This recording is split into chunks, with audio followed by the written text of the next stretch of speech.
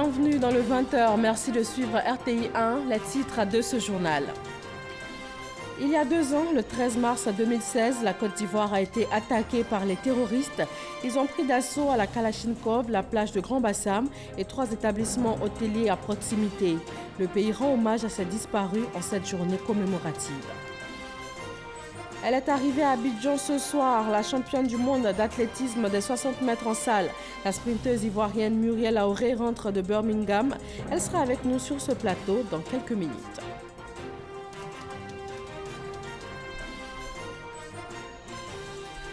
La ministre ivoirienne de la Femme s'exprime aujourd'hui à la 62e session de la Commission de la condition de la femme des Nations Unies. La rencontre a débuté ce lundi à l'ONU. En République démocratique du Congo, les populations de la province de l'Ituri lancent un appel à une assistance urgente en faveur des centaines de milliers de déplacés. 30 personnes ont perdu la vie dans les combats. Bonsoir à tous, merci d'être sur RTI 1. Aujourd'hui, 13 mars, la Côte d'Ivoire se souvient. Il y a 2 ans, une attaque terroriste faisait 19 morts, dont 3 soldats des forces ivoiriennes dans la ville historique de Grand-Bassam. 13 mars 2016, 13 mars 2018, le pays rend hommage à ses disparus. Alexis Ouedraogo. 2 ans après, Grand-Bassam se souvient. Pour marquer la date anniversaire de l'attentat qu'a connu la ville balnéaire, marche silencieuse. 1 minute de silence devant la stèle érigée par la mairie pour dire la compassion du peuple ivoirien aux parents des victimes.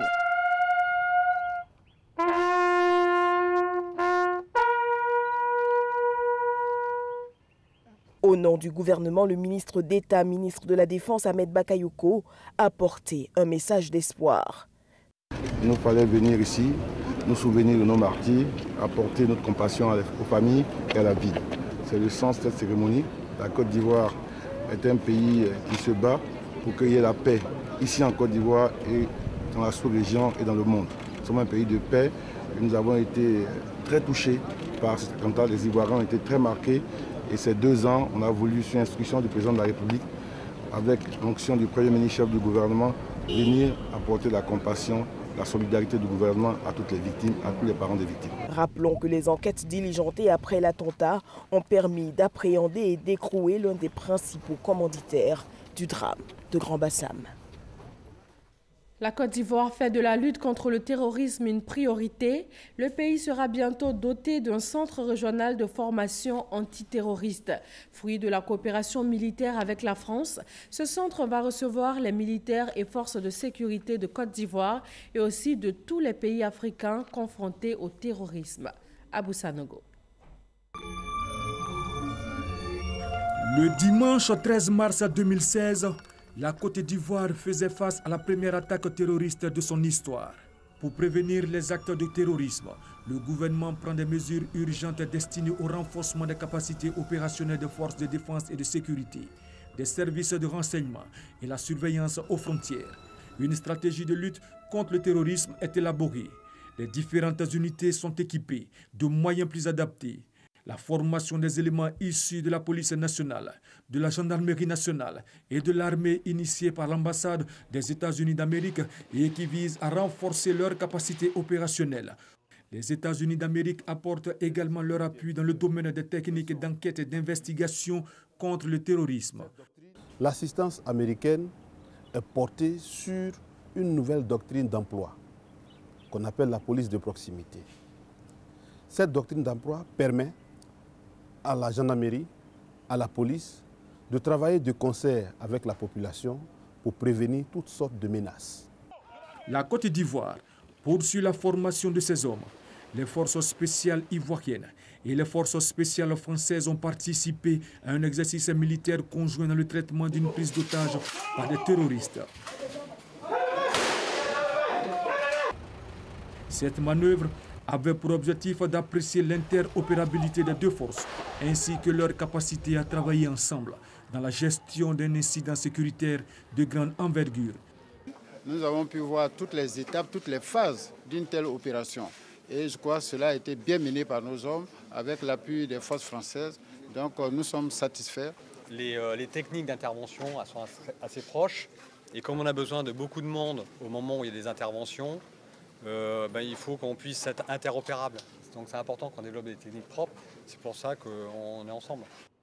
Au regard de la menace terroriste, les forces ivoiriennes sont en veille pour parer à toute éventualité d'attaque. Et pour réduire cette menace, des actions sont menées par les autorités ivoiriennes. Le partage de renseignements entre les États, une stratégie de lutte contre le terrorisme et la préparation des forces qui s'entraînent régulièrement de façon individuelle ou combinée pour tester leur interopérabilité. Et c'est dans ce cadre qu'un centre régional antiterroriste ouvrira ses portes en Côte d'Ivoire, précisément à Jacquesville. Ce dans le cadre des accords de coopération avec la France. Il y a un besoin sur l'ensemble de la région de formation à la lutte antiterrorisme. C'est un besoin régional.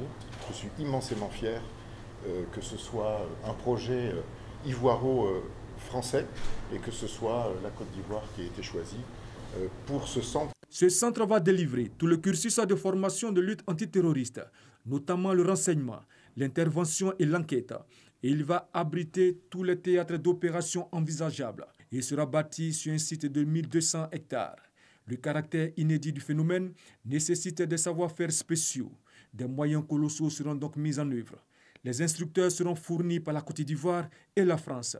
Ce centre permettra à nos pays, à nos États, d'avoir une expertise dans le domaine de la lutte contre le terrorisme en donnant la capacité d'anticiper, d'avoir des personnels formés en matière d'abord d'identification des réseaux terroristes, des organisations terroristes, de leur mode de fonctionnement, de leur mode opératoire, de leur mode de financement. Ce centre met en priorité les forces spéciales et toutes les unités spécialisées dans la lutte contre le terrorisme au niveau stratégique, opératif et tactique. L'ouverture est prévue pour septembre 2018. La première phase va consister à accueillir des cadres. Puis la seconde, les premières troupes d'intervention à qui seront dispensées les techniques spécifiques à la lutte antiterroriste. Actuellement en tournée mondiale, le trophée de la Coupe du monde de football a marqué ce mardi une escale en terre ivoirienne. Il a été officiellement présenté au président Alassane Ouattara par l'ambassadeur de la FIFA, Christian Karembeu. Le chef de l'État s'est réjoui du choix de la Côte d'Ivoire par la FIFA au rang des pays désignés pour accueillir cette tournée mondiale du trophée. Et pour cette tournée, le trophée va sillonner 51 pays et 80 villes du monde.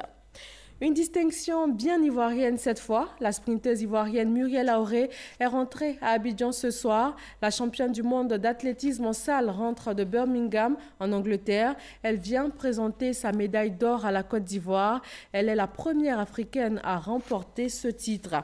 Et j'ai le plaisir d'avoir sur ce plateau ce soir la championne du monde d'athlétisme en salle. Bonsoir Muriel Auré. Bonsoir. Alors déjà, comment s'est passé l'arrivée en Côte d'Ivoire, l'accueil à l'aéroport? Oh là là, c'était tellement bien. Je veux remercier toute la Côte d'Ivoire et tout le monde qui est venu à l'aéroport pour m'accueillir. Vraiment, merci. D'accord, vous revenez donc de Birmingham en Angleterre et vous ramenez dans vos bagages le titre mondial du 60 mètres. C'est le retour d'Auré au sommet? Oui, absolument. La dernière fois que j'étais en Côte d'Ivoire, c'était pour le funérail de mon père. Donc, c'était un moment vraiment difficile pour moi et je ne pensais pas que j'allais pouvoir revenir si tôt parce que c'était un peu trop dur. Mais par la grâce de Dieu, avec les prières et tout ça, j'ai pu me remettre et maintenant je suis championne du monde. Donc, vraiment, merci à tout le monde. Vous êtes donc la première africaine sacrée sur 60 mètres. C'est un record personnel. On peut dire que vous commencez fort cette saison. Absolument. J'ai travaillé très dur pour ça. Depuis l'année dernière, je me suis remis au travail. Le but, c'était battre le record d'Afrique. Et on croise les doigts pour le record du monde, mais j'étais proche. Et donc, tout ça, donc merci. Et puis, vous aviez à vos côtés aussi une Ivoirienne, Marie-Josette Tanou, qui avait occupé la deuxième place. Est-ce qu'on peut dire que c'est l'athlétisme féminin ivoirien qui monte en puissance? Absolument, absolument. C'est super. En tout cas, c'était un moment historique et très, très important pour nous, surtout avec la Journée internationale de la femme qui venait. Oui. Juste là, c'était vraiment trop d'émotions. Trop d'émotions. Alors, cette médaille, elle vient, comme vous l'avez dit, après les deux dernières saisons qui ont été moins bonnes. Qu'est-ce qu'elle représente pour vous? Elle représente tout. Tout d'abord, je voudrais remercier tout le monde qui était de mon côté, qui m'ont beaucoup supporté, le président de la République qui depuis 2011 fait beaucoup pour moi et monsieur Mamadi Diané aussi qui est un homme qui a toujours cru en moi et qui a beaucoup investi en moi. Donc en tout cas merci à toute mon équipe, qui fait que je peux continuer tout ça, à mon entraîneur, à ma mère et vraiment aussi à Dieu, parce que vraiment sans lui, je reviens de très loin. On sent vraiment beaucoup d'émotions. Oui, beaucoup. Beaucoup d'émotions. Quels sont vos prochains objectifs? En ce moment, je me prépare pour la saison en plein air. Donc, j'ai déjà repris les entraînements dès vendredi.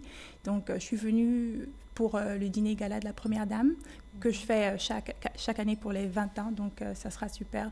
Mais après ça, je retourne samedi pour reprendre les entraînements. Alors, les entraînements, comment ça se passe? Oh là là, c'est dur.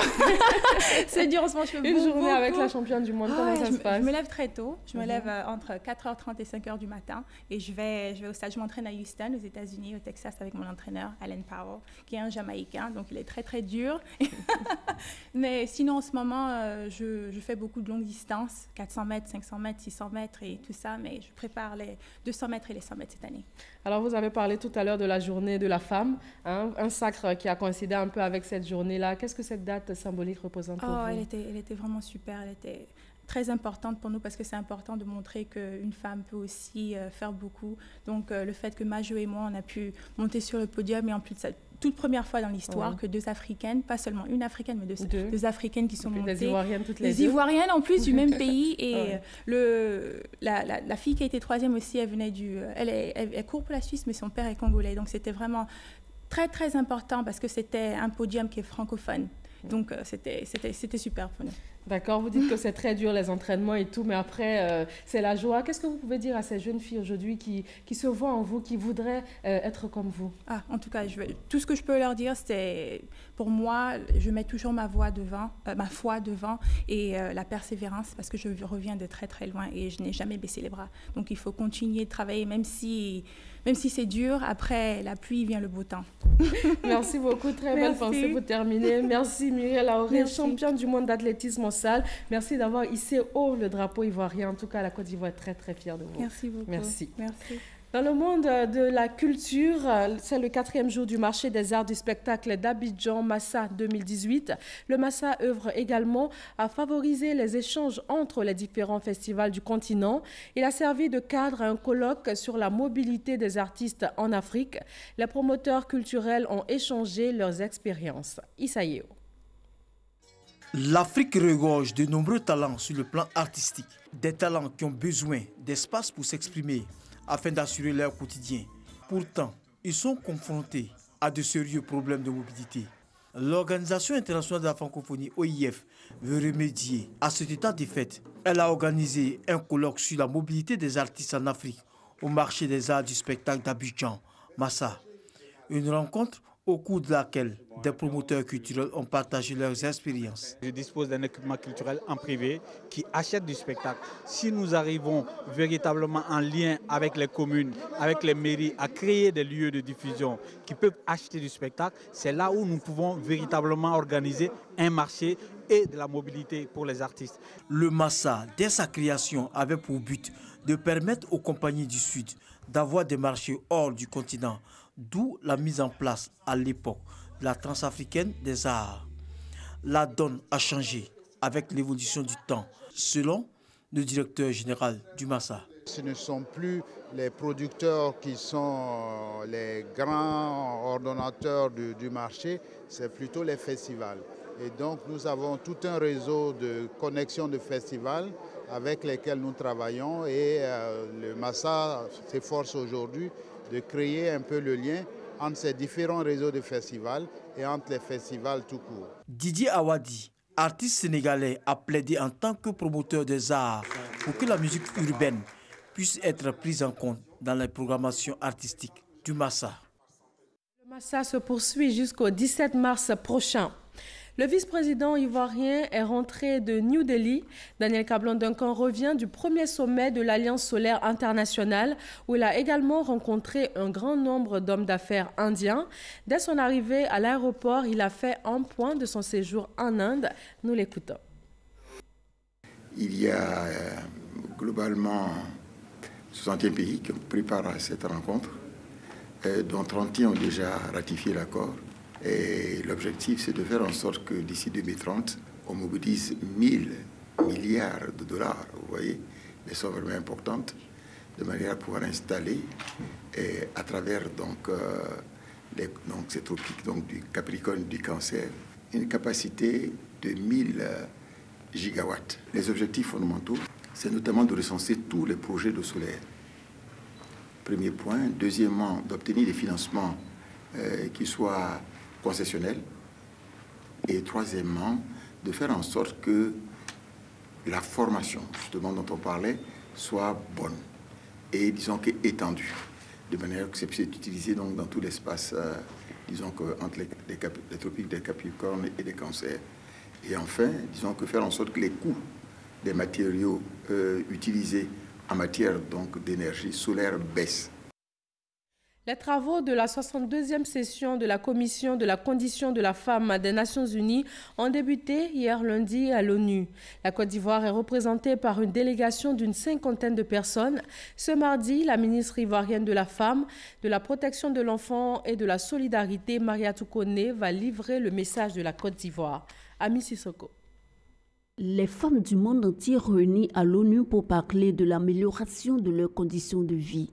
Cette 62e commission de la condition de la femme des Nations Unies, CSW, va faire l'état des lieux en matière d'égalité des sexes et d'autonomisation des femmes et des filles en milieu rural. Durant 2 semaines, des entités des Nations Unies, des représentants des États membres, d'organisations non gouvernementales vont parler de perspectives, identifier les défis à relever et les solutions pour assurer l'autonomisation de la femme en milieu rural notamment.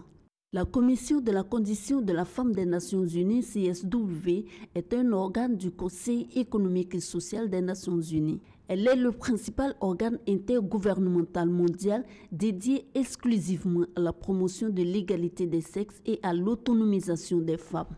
La délégation ivoirienne est conduite par la ministre de la Femme, de la Protection de l'Enfant et de la Solidarité.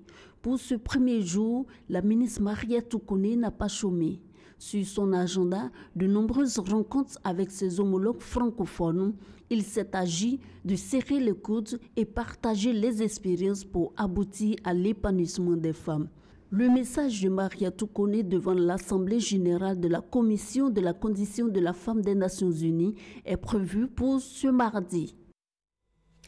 À Bangolo, dans l'ouest ivoirien, un jeune homme atteint par balle a perdu la vie. C'était lors d'un ratissage de la gendarmerie suite à une attaque d'hommes armés hier lundi. Mais le calme est revenu ce mardi. Faisons le point avec Eve Boué, notre correspondante locale. C'est une ville de Bangolo paralysée qu'il nous a été donné de voir ce mardi 13 mars 2018 dans l'après-midi. Rue vide, commerce, magasins, marchés, établissements scolaires, tout est fermé. Les populations pour la plupart sont terrées chez elles. Quelques habitants témoignent. Le matin, moi je me suis levée, bateau marché, les gens couraient, on ne sait pas il y a quel problème. Nous on est traumatisés, on ne sait pas il y a quoi. Donc nous sommes là. Je ne sais pas ce qui se passe au juste. Voilà la raison pour laquelle je me suis mis à l'abri avec mes parents. Seule présence dans les rues, les forces de défense et de sécurité. Selon les témoignages, dans la nuit du lundi 12 au mardi 13 mars 2018, un poste de sécurité situé dans le village de Béoezi-Biao aurait été attaqué. Les 2 gendarmes en faction dans la riposte auraient atteint mortellement un des assaillants, un jeune, quand un second est grièvement blessé. Le mardi matin, les jeunes du village de Diozon, dont est originaire le jeune tué, et d'autres personnes des villages font mouvement à Bangolo. Ils seront dispersés par la suite par les forces de défense et de sécurité, provoquant ainsi une panique générale dans la ville. Les autorités administratives, politiques et coutumières mènent des sensibilisations et appellent à l'apaisement. Nous voulons donc saisir l'occasion pour inviter la jeunesse, enfin, toute la population du département à l'apaisement et à la cohésion sociale. Donc nous invitons tout le monde à observer la paix, à faire en sorte que Bango puisse revivre. L'appel est donc lancé. Il faut coûte que coûte préserver la paix et la cohésion sociale dans la région du Guémon. Parlons économie. Depuis hier lundi, la Banque africaine de développement BAD a mis à disposition des dirigeants africains les perspectives économiques 2018. Dans la zone ouest africaine, la croissance a rebondi de 2,5% et devrait atteindre 3,8% en 2018. Noël Niagno. La BAD, Banque africaine de développement innove. Depuis ce lundi, l'idée lancée le 17 janvier par le président du groupe de la BAD a pris forme. Les décideurs africains ont en leur possession un outil de décision économique. Je pense que l'édition 2018 des perspectives économiques de l'Afrique démontre l'ambition de la BAD de jouer un rôle majeur dans la génération des connaissances sur les économies africaines. Et donc c'est une réaffirmation du rôle de premier plan que la BAD souhaite jouer dans ce domaine. Sur cette base, 2 rapports sont produits. Ils portent l'un sur les perspectives économiques de l'Afrique de l'Ouest et l'autre sur celles de l'Afrique centrale. De ces 2 rapports, il ressort que les perspectives sont globalement bonnes pour ces 2 composantes clés du développement économique de l'Afrique, avec un meilleur tableau pour l'Afrique de l'Ouest. Nous prévoyons une accélération de la croissance en Afrique de l'Ouest en 2018 et en 2019, après un léger ralentissement en 2017. Et pour consolider cette reprise de la croissance, les pays doivent continuer leurs efforts de mobilisation de ressources, d'investissement dans les secteurs stratégiques de l'économie, tels que l'énergie, le développement du secteur agricole, renforcer aussi l'intégration régionale et mettre l'accent sur le secteur industriel et manufacturier aussi. Il faut cependant noter une convergence au niveau des 2 rapports, l'épineuse équation de la création d'emplois. Les rédacteurs du rapport indiquent des champs à explorer. Il s'agit essentiellement de continuer à mettre l'accent sur les secteurs capables de relancer l'économie, mettre l'accent sur le secteur agricole, sur l'agro-industrie, continuer à développer l'énergie, parce que vous savez, l'énergie, c'est très important pour les activités économiques. Prendre aussi des mesures pour développer le secteur manufacturier, renforcer l'intégration régionale pour encourager les échanges économiques et créer une demande forte pour les différentes économies qui va permettre de créer des emplois. Voilà qui va donner du grand mood aux chargés de création d'emplois en Afrique. Le ministre de la fonction publique a lancé le concours administratif 2018. 379 concours pour 9 644 postes budgétaires. Au chapitre des innovations, les compositions assistées par ordinateur et l'introduction du numérique dans le processus des concours. Grâce Kando. Je profite de cette tribune pour clamer haut et fort que les réseaux et autres tuyaux au niveau des concours administratifs, c'est bien fini. Amener les Ivoiriens à sortir de la fraude pour s'inscrire dans la logique du mérite. Message du ministre de la fonction publique lors du lancement des concours administratifs session 2018. Pour une meilleure organisation de ces concours, des réformes sont engagées. L'introduction du numérique dans tout le processus des concours, de l'inscription au traitement des résultats, est l'une des principales innovations qui, à la satisfaction de tous, permet de juguler les comportements répréhensibles qui sont de nature à ternir la notoriété du ministère de la fonction publique. Les inscriptions en ligne s'ouvrent ce mercredi 14 mars pour s'achever le 14 mai prochain sur le site www.fonctionpublique.gouv.ci. Les compositions auront lieu du 8 au 30 septembre dans 11 villes. Il est prévu l'organisation de 379 concours pour 9 644 postes budgétaires. Les résultats seront connus le 30 novembre prochain.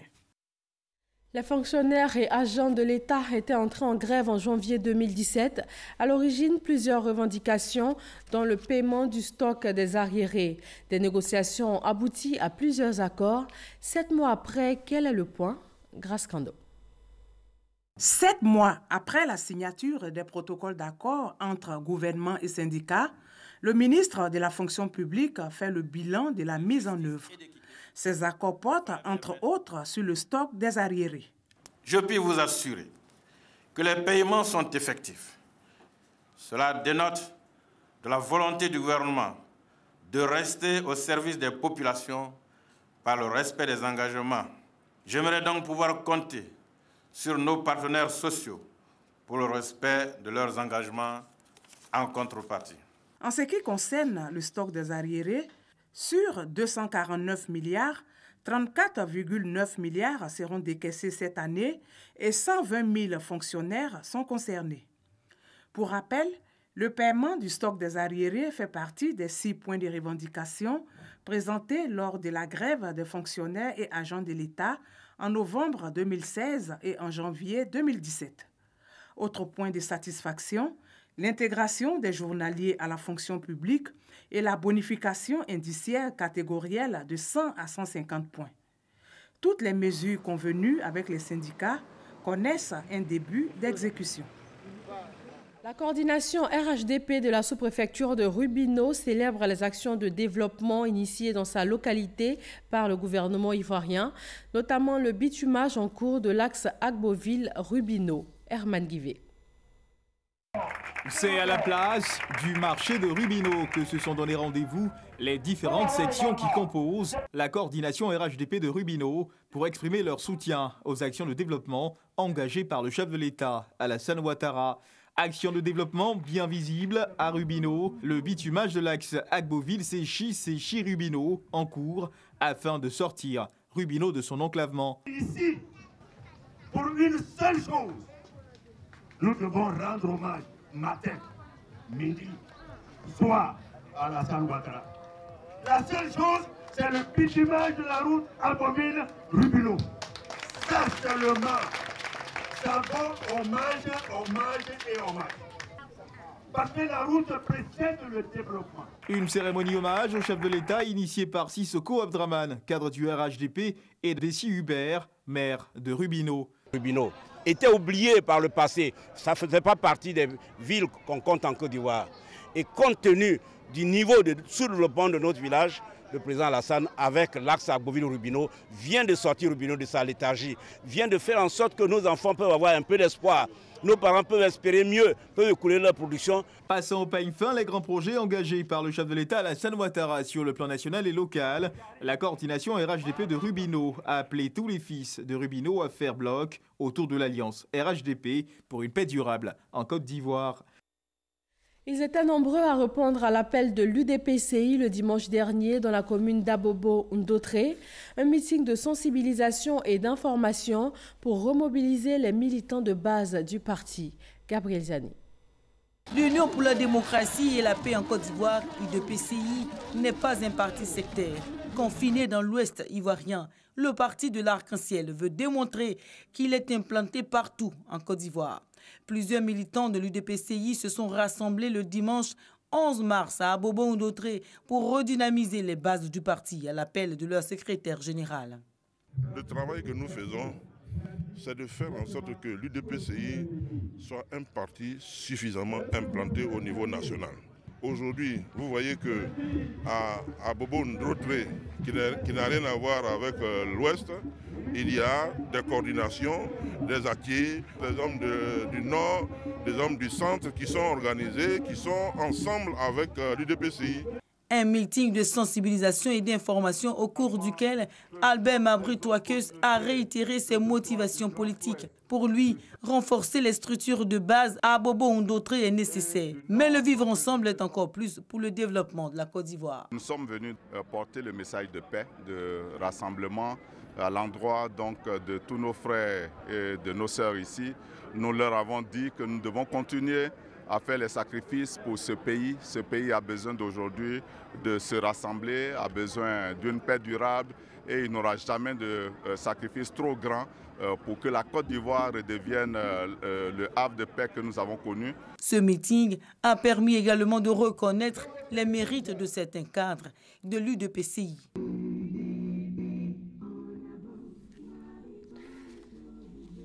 L'actualité internationale en bref. Premier point, les populations de la province d'Ituri, dans le nord de la RDC, ont lancé un appel, une assistance d'urgence en faveur des centaines de milliers de déplacés. Herman Guivet.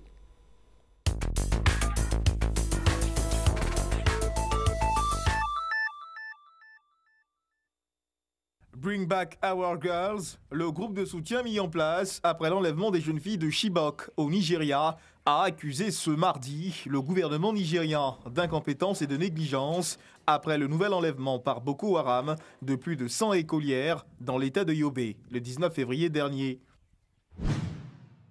Au moins 30 personnes ont été tuées dans la nuit de lundi à mardi dans plusieurs villages de l'Ituri, dans le nord-est de la République démocratique du Congo, dans des nouvelles violences intercommunautaires, selon des sources de cette région.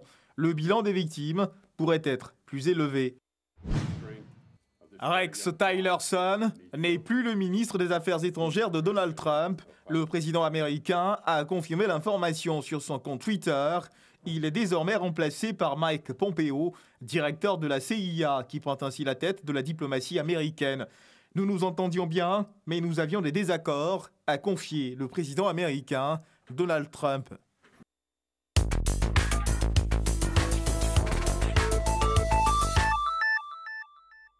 Et voilà qui met fin à ce journal. Merci de votre attention. Très bonne fin de soirée sur RTI 1.